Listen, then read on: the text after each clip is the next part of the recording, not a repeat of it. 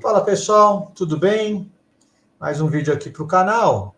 Hoje a gente vai fazer a dica de livro 3. Sempre me pedem dicas de livro. Então nós vamos falar sobre o livro Endgame Strategy, que é um livro muito bom. Eu selecionei uma partida bem legal nas 3 fases, né? Abertura, meio jogo e final.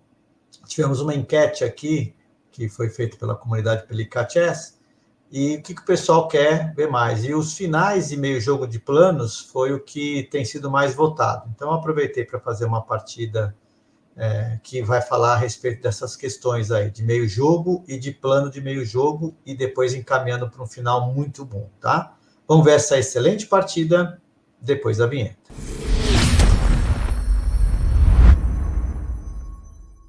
Muito bem, pessoal. Essa partida aqui foi tirada do livro Endgame Strategy. Está aqui, ó. Esse livro aqui, que eu estou mostrando para vocês. É um livro fantástico. Quando saiu, olha, foi muito bem avaliado. Esse é um livro que todo mundo tem que ter em sua estante. O foco dele é os finais. Então, eu peguei a partida aqui mais para mostrar o meio jogo. Essa partida entre o Borowski e o Alekhine também está no excelente livro Minhas Melhores Partidas de Xadrez do Alekhine, o volume 2, né? Ou de 1924 a 37, que é, na minha opinião, o melhor livro dele. Então, veja, nós estamos falando do Endgame Strategy e já uma palhinha do livro do Alekhine. Na academia, quando pedem os conselhos e tal, a gente vai mostrando também os livros e como que devem ser lidos, né? Como é que você deve aproveitar esse livro da melhor maneira aqui nas aulas da academia. O livro do Shereshevsky, ele é focado em finais, mas a forma como ele aborda os finais, a maneira, digamos, clássica, sem muito cálculo de variantes, mas mostrando as ideias, é muito boa. Todo mundo que lê esse livro aqui, com certeza vai melhorar na prática de finais. Bom, vamos lá para a gente ver a partida toda aqui do Alekhine com Borowski. A partida foi assim. E4, peão rei, Ruy Lopes, variante Morphy, cavalo ataca o peão, roque, D6. A Alekhine adorava jogar esse esquema que era da Steinitz diferida, né? Aí depois de C3, sai da cravada, torre E1, bispo E7, D4 e agora roque. Quando joga aqui, o Alekhine teve essa ideia aqui, bispo E8. No livro dele ele fala, quando fala variante, Kekskemet, ele fala, né? Aí, essa variante aí, uma cidade da Hungria, se não me engano, e ele fala que isso daí não é, por exemplo, é uma variante, não é um sistema todo de defesa, não seria apenas uma mera variante, né? Mas ele fazia muito isso, depois ele jogava cavalo aqui para tentar manter o ponto forte, que é uma coisa comum nessas posições de Ruy Lopes, e depois jogava o F6 aqui, né? Meio esquisito, esse bispo passa para cá, mas desce essa diagonal, ou seja, meio estranha essa variante, muito penosa, você fica com pouco espaço, mas ele tinha bons resultados aqui. O Borowski, também tem livros escritos do Znosko Borowski, ele pegou e decidiu jogar, na minha opinião, para empatar, sabe? Ele pegou e jogou aqui, bispo toma, você tem que tomar de bispo, né? Porque senão você vai perder um peão. Na hora que toma, você tem que tomar. E ele toma aqui, ameaça o bispo, para você não perder um peão, você tem que tomar aqui. E quando o cavalo toma, você tem que tomar lá. Ou seja, o que ele esperava? Torre toma dama, e aí cavalo por cavalo aqui, e esse jogo está totalmente equilibrado. Mas o Alekhine ainda teria chances, né? Por exemplo, está equilibrado essa posição, mas o Alekhine tem 2 peças aqui para cada lado, dá para jogar. O que ele quis fazer? Ele quis tomar aqui cheque, e na hora que bispo toma, ele queria jogar essa posição com mais uma troca de peças, ou seja, opa, uma peça a menos, mais chances eu tenho de empatar. O que talvez ele não esperasse fosse que o Alekhine tomasse de peão. Então, a gente falou no vídeo da aula passada, é um vídeo por semana, pessoal, sobre como desequilibrar posições, né? Como é que você faz?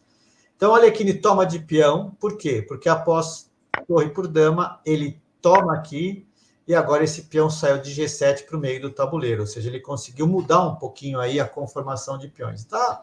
Uma abertura normal, praticamente logo na abertura o Borowski quer jogar para empatar, troca tudo e o Alekhine fala, não, quer empatar, mas vamos forçar um pouquinho aqui, né? Na partida depois de peão toma, é jogado aqui bispo H6, atacando a torre, E quando ataca a torre, claro que eu tenho que tirar a torre daí, eu tiro para a coluna aberta, né? E nesse momento, o Borowski joga rei F1. Veja, aqui é legal que vocês parem o vídeo, tá? Deem uma boa pensada, porque aqui o Alekhine discorre sobre a posição e faz um plano excepcional aqui, um plano de longo prazo, de vários escalões, tá? Ou seja, é um plano que a gente chama de plano multi-escalonado, no dizer do Kotov, nos livros dele, né? Pense, jogue e treine como grande mestre. Então, ele fala plano multi-escalonado. O Alekhine discorre muito bem isso no livro dele, que foi passado depois para outros livros, né? Tem uma paradinha aí, tentem descobrir qual seria esse plano de longo prazo do Alekhine. Muito bem, pessoal? Descobriram? O que ele vai fazer? Ele aqui, ele comenta que essa jogada já foi, bom, não vou dizer que foi um erro, mas já mostra que ele já não sabia bem o que ele estava pretendendo. Bom, esse aqui é um lance que o computador dá, que é para poder evitar F5, mas muito provavelmente o Alekhine ia jogar o peão uma casa e ia levar o rei para cá novamente. Mas esse aqui, F4, é um lance realmente forte, porque ameaça o peão, e se você jogar E4 com a intenção de criar um peão passado protegido, o que acontece? Em casas brancas, por sinal, as brancas jogam esse, agora são as brancas que têm vantagem, porque esse peão começa a ficar com problemas. Então, se tivesse jogado F4, muito provavelmente aqui é difícil para o Alekhine conseguir muita coisa. Mas veja, a questão da passividade, você jogar sem descobrir as intenções do adversário, só pensando em empatar. Então, jogou aqui, ou seja, quer trocar as peças e tá ok. Mas o Alekhine fez um plano sensacional. Como é que é esse plano? Primeiro, trocar um par de torres, uma coisa que eu sempre comento nas aulas, você troca um par de torres. Philidor já fazia isso lá atrás, né? Depois que você trocar um par de torres, você vai colocar esse peão aqui, né? E esse rei vai jogar aqui para o centro do tabuleiro. Quando esse rei estiver aqui em E6, ele vai ficar defendendo a sétima linha aqui, a entrada da torre. Depois, o que você vai fazer? Você vai pegar essa torre, por exemplo, e você vai levar ela para cá, para pressionar nessa linha e forçar o avanço. Quando isso acontecer, esse bispo não estará aqui, provavelmente você vai ter um ataque de minoria aqui. E após a troca, que provavelmente vai acontecer aqui, você mais tarde tem a coluna H para criar alguma coisa, né? Quando esse rei ficar desse lado do tabuleiro para defender essa coluna, aí você vai jogar desse lado aqui e vai criar uma abertura de uma outra linha, que a gente chama de coluna lateral, mais importante que a coluna central que eu coloco para os alunos. Claro que é um plano longo, as brancas poderiam tentar, de alguma maneira, combater esse plano, mas o que a gente percebe aqui é um jogador que fez um plano, ele vai conseguindo gradativamente as vantagens, e o adversário jogou de maneira passiva sem entender bem o que estava acontecendo. Então, mostra bem como que a diferença de nível técnico dos jogadores. Vamos dar uma olhadinha aqui como vai seguindo. Ó. A partida foi assim, ele joga F5, veja, já há um ganho aqui, né? Os peões estão no meio do tabuleiro, ou seja, tá legal, mas ainda não é suficiente, apesar de já estar com a iniciativa. Então, veja, o computador dava 0,0, agora dá menos 0,2, menos 0,3 e tal. Pode parecer pouco, pessoal, mas já é alguma coisa. Ele joga agora toma e joga G3. O Alekhine agora vai centralizar o rei, olha lá, leva o rei aqui para o meio, depois já joga esse daqui que é para poder criar o minoria que a gente comentou, joga rei E2 e rei E6. Por quê? Porque ele sabe que ele vai querer trocar mais um par de torres. O computador até corrobora isso, né? E fala que o preto teria que tomar a torre. Mas, na prática de finais, ele dá também igual tirar a torre. É importante que você mantenha um par de torres aqui, porque se você vai ganhando espaço, veja que as brancas já estão na quarta linha para trás e as pretas estão da terceira linha para trás. Então é importante que você mantenha uma torre para fazer esses ataques que nós vamos ver aqui, né? Então ele joga a torre G8, ele joga F3, tá vendo? Fica só no aguardo e o Alekhine ataca o peão. Temos 2 ataques aqui no peão, tem que resolver isso. Ele joga bispo F2 e o Alekhine troca e imediatamente coluna lateral. Estão vendo, pessoal? A coluna central, ela está só aqui, não tem casa para essa torre. Também não, não e não. Quer dizer, todas essas casas aqui estão vigiadas, né? Agora veja a coluna lateral, ameaça entrar numa sétima, né? Aí de repente poderia ter uma possível cravada. A única questão dessa estrutura é eventualmente as brancas tentarem jogar um lance como esse. Se você trocar, criaria um final de rei peões, se trocasse tudo, perdido para as pretas, porque eu teria o peão passado. Mas isso ainda está controlado, tem mais peças aqui. Ele precisa resolver a entrada da torre, então ele joga aqui bispo G1. Quando ele joga bispo G1, ele trava agora aqui a coluna e ele tem umas ideias de avançar, podendo atacar aquele peão a longo prazo. Ele joga rei F1 e ele já vem torre G8 para atacar. Veja que agora está bloqueada a coluna lateral para o branco. Ele joga para cá e agora ele começa a ideia de quebrar o espaço aqui. Por quê? Porque se ele conseguir uma linha desse lado aqui, ele vai também atacar as fraquezas. Por enquanto, essas linhas não estão abertas, mas ele vai ter essa condição. Jogou aqui B3, A5. Quando joga rei G2, ele joga A4. Não está preocupado com a coluna lateral, porque essa torre pouco pode fazer aqui, né? Mais importante é esses peões que estão caindo aqui. Ele joga agora a torre D2, porque após a troca, aí vem a torre A8 com o lateral.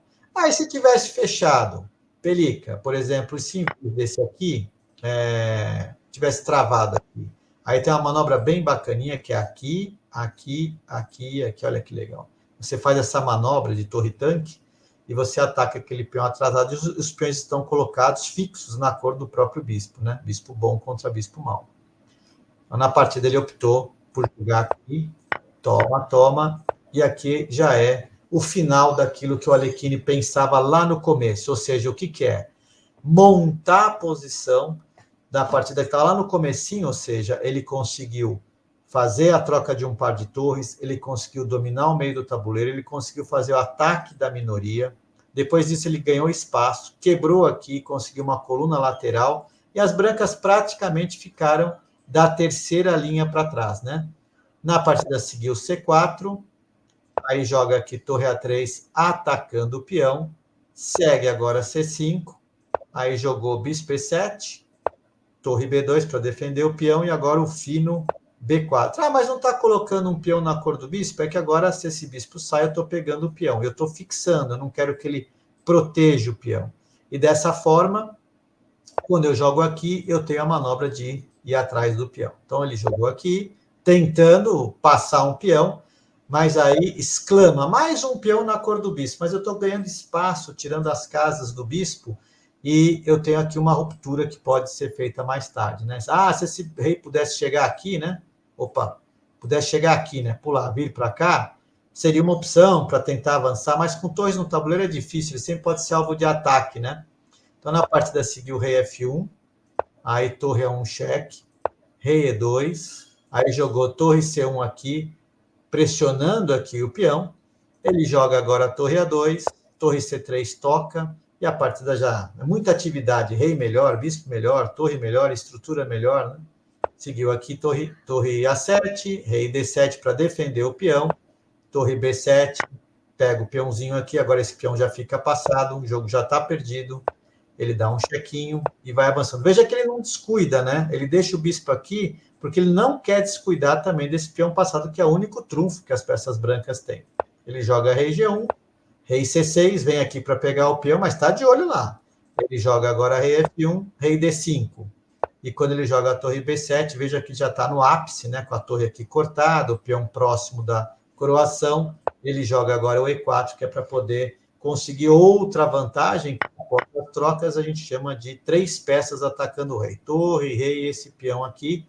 Poderíamos ter a quarta peça chegando, né? Então, você veja que a vantagem de espaço que ele está conseguindo, pessoal, é uma vantagem que ele vai meio que em bloco, avançando com as peças, vai em bloco, chegando no rei adversário. Tudo isso devido ao espaço que ele ganhou com os peõezinhos aqui no centro. Na partida tomou o peão, ele entra entregando o bispo, você vê que ele ficou aqui vigiando o tempo todo. Os Zinosco tomam, cheque, tem que tirar o rei, e agora avança, ameaça fazer dama, tem que defender, torre aqui, ameaça cheque o peão, ele avança o peão. É que tem uma ciladinha, né? Ele jogou aqui o Alekhine, mas se jogasse, por exemplo, cheque, rei aqui e faz dama, toma, toma, e aí esse, né? Para poder impedir. Seria meio chato, né? Claro.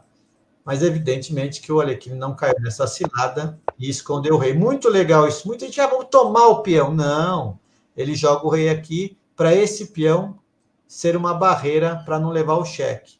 Ele joga agora aqui, F3, tira o rei e toma o peão, fino, ameaça a torre.